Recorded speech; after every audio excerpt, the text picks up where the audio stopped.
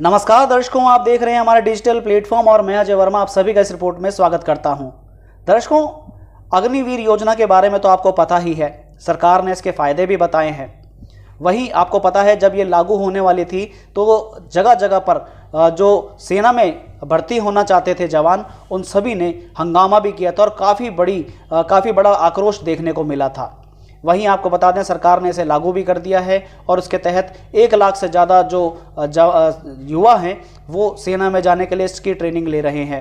वहीं आपको बता दें कि इसके अंदर क्या क्या खामियां हैं, इसको लेकर आज फरीदाबाद के सेक्टर 16 के सर्किट हाउस में लेफ्टिनेंट कर्नल अनिल दुहून ने प्रेस वार्ता की और इसके बारे में बताया कि इसके अंदर क्या क्या खामियां हैं। तो सुनिए अनिल दुहून क्या कहते हैं। नहीं, इसमें देरी कोई नहीं है। विपक्ष जो है वो पहले दिन से ही इसके बरखिलाफ रहा है, युवा इसके बरखिलाफ पहले दिन से रहा है। लेकिन अब समय ये आ गया है कि जब इन अभ्यर्थियों ने जो 1.5 लाख बच्चे वेट कर रहे थे जॉइनिंग लेटर का, जब उनको जॉइनिंग लेटर फाइनली नहीं मिला, हमारे माननीय रक्षा मंत्री जी ने भी जब उनको आश्वासन दिया था, उसके बाद भी जब नहीं हुआ, तो अब ये मुद्दा बच्चों ने एक बड़ा मुद्दे के तर्ज के ऊपर इसको जाहिर करने की कोशिश की है और उन्होंने जंतर मंतर पे भी आके इसके लिए एजिटेट किया है और उन्होंने अपोजिशन पार्टीज़ के साथ भी मिलकर बातचीत करके अपने जो प्रॉब्लम है वो व्यक्त की है। जैसा कि सरकार ने सबने फायदे तो बताए हैं, आज आपने प्रेस वार्ता भी की है, इसके क्या क्या जो इसमें खामियां हैं वो क्या बताना चाह रहे हैं?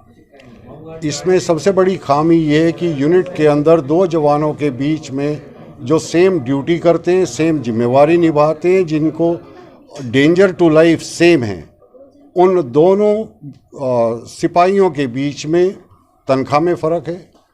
उनके अगर शहादत हो जाती है तो उसके बाद के बेनिफिट्स में फ़र्क है।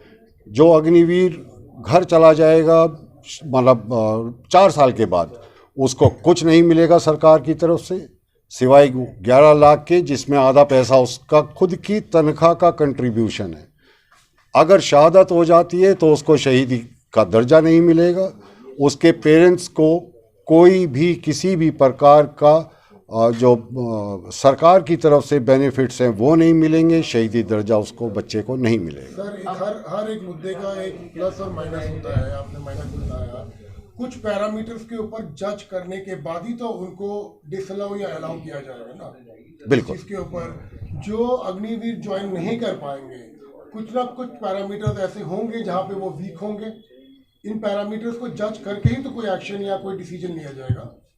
अग्निवीर या किसी भी सोल्जर की जो हम एनरोलमेंट करते हैं, बेसिकली हम उसका टेस्ट लेते हैं, फिजिकल टेस्ट, रिटन टेस्ट। इन 2 में क्लियर होने के बाद फिर उसका मेडिकल टेस्ट होता है और जब बच्चे तीनों टेस्ट में क्लियर कर जाते हैं तब उनको ज्वाइनिंग लेटर मिलता है ज्वाइन करने के लिए ट्रेनिंग सेंटर्स।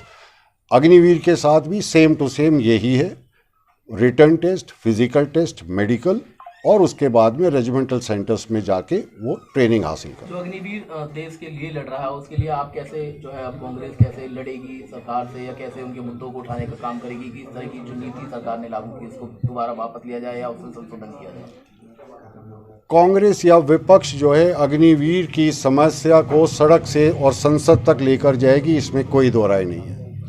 सर, जैसा कि हर सरकार में जो चीज़ लागू हो जाती है उसको वैसे ही चलने दिया जाता है, तो क्या कांग्रेस में भी ऐसा ही होगा?